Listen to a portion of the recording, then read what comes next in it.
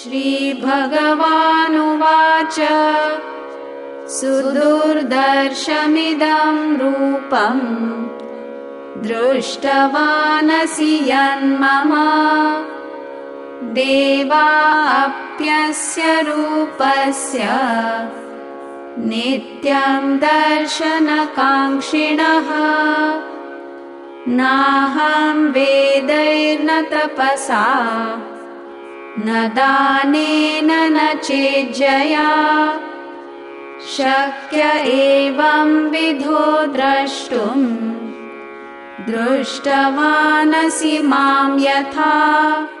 Krishna speaks again, Sri Bhagavanuvacha 52. You have seen this form of mine, which is very difficult to see. Sudur darshamidam. Even the gods always long to see this form. 53.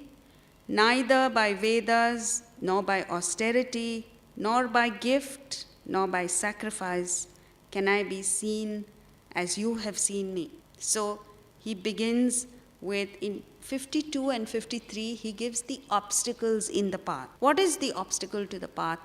See, the whole objective of the spiritual path, the first starting point, in fact, is to use your intellect, to strengthen your intellect, to have the intellect in place to guide you, the functioning of the mind and the senses, so that you may reach the destination, which is enlightenment.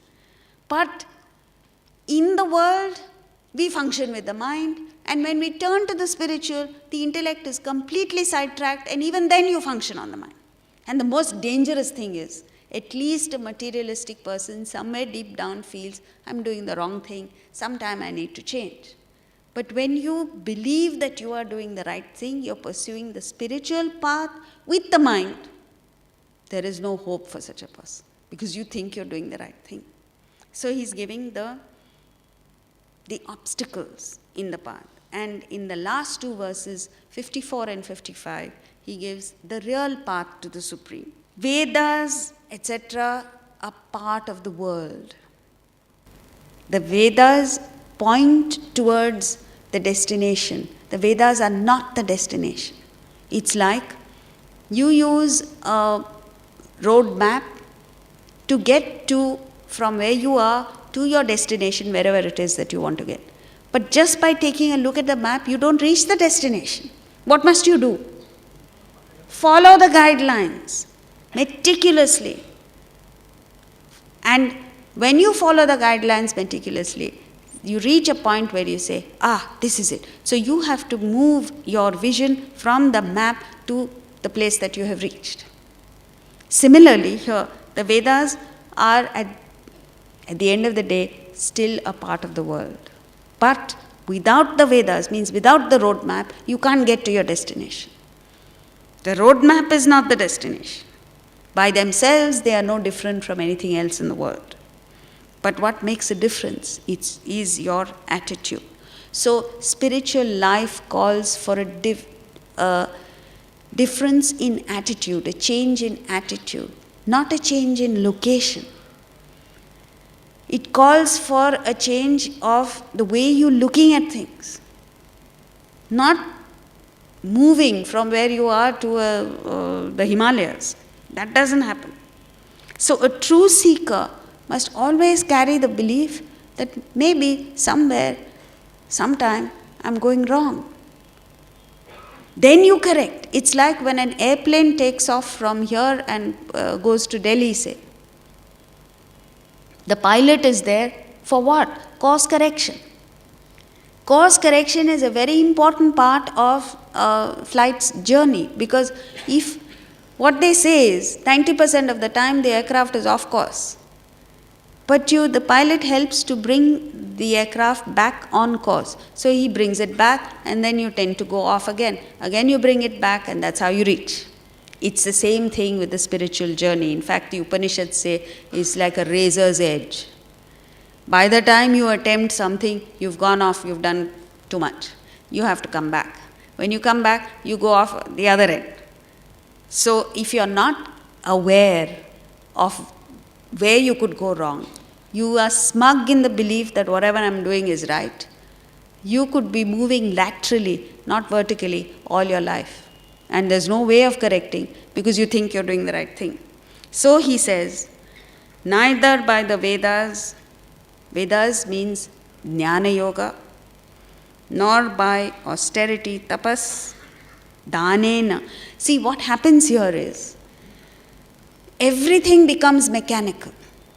So when you say, all right, spirituality says that I should wake up early in the morning and study, so you wake up like a robot.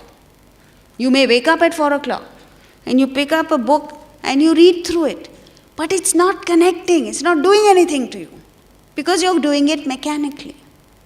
Then what do? Austerity, tapas. So you watch your diet, you watch, I don't know, whatever you believe is tapas. There also, you do it because you believe that you have to do it. Just because you're going through the motions physically doesn't mean anything. What is the purpose of tapas? The purpose of tapas is so that you withdraw your mind from the world and you have these extra energy and resources to redirect towards the achievement of the higher. So if you have no vision of the higher, then why are you doing what you're doing? It's like fasting. You're fasting only to feast afterwards. During the fast, your attention is only on feasting, food. Same thing with dana. Dana, charity. Most of us consider dana or charity as a necessary evil. Right?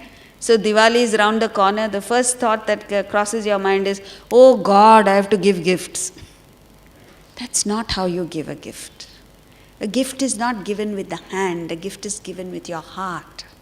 If you don't feel like giving, there's no point giving. You should then examine, why is it that I don't feel like giving? Nobody feels like giving. You know, this morning, there is a gentleman from, and I had nothing to do with it, I was only a witness, from a huge company, a public limited company in Delhi, rings up and says, I want to take 100 CDs of something or the other. First thing, how much discount are you giving? Which is okay. And one of our team members said, normally we are not a commercial organization. She gave the usual speak. We are dedicated to a cause, and so normally we don't give a discount, and all that the money that you give will be used for a good cause, this, that and the other. It didn't cut any ice with him. He says, you tell me how much discount you're giving. So finally, she negotiated and somehow came to some figure. Then he says, after giving the discount, how many free CDs are you willing to give? And then he says, as if this was not enough, it's like you give them an inch and they swallow you up completely. By the end of it, he got to the stage where we had to pay him for taking the 100 CDs. This is called a smart negotiator. And for what does he want it? To give it as a gift to people for Diwali. So he gets the credit for our paying. You go to a vegetable vendor and haggle and haggle and haggle and haggle. How much do you save? 25 rupees. And the same evening you go to a 5-star hotel and the tip that you give to the waiter is worth much more than what you have haggled with that vegetable vendor. Can't understand that. All this is indicative of the fact that we have no attitude of giving. So what dana are you going to give when you have no attitude? Dana comes from the heart. Dana comes from a feeling of indebtedness. Dana comes from an irresistible desire in you to share with others. If you don't have that, there's no point in giving. You go to a temple and you throw coins into the hundi. For what are you throwing those coins? Who does it benefit? Have you ever thought about it? You give coins because sometime in the past, 1,000 years ago, they gave coins. But you don't understand, then they gave gold coins. Give gold at least. It's a disgrace. It's an insult to your dignity to do things like that. If you don't feel like giving, don't give. But don't give in such small amounts as if even a beggar refuses coins nowadays. Dana. So, dana must be heartfelt. Similarly, the next thing is yajna, sacrifice. Again the same thing. Say yajna is boiled down to a mere ritual. No, it means much more than that. It means every moment of your life, offering your talent, your resources, your every breath that you take for a higher cause. Where is that and what are we doing? Once a year you do some havan and you think you're doing sacrifice. So that's what he's saying. None of this will work. Neither by Vedas, nor by austerity, nor gift, nor sacrifice can I be seen as you have seen me. Why has Arjuna seen? Because Arjuna is basically a sacrificial person. Arjuna is a noble person. Temporarily he's got into a situation. So this helps him.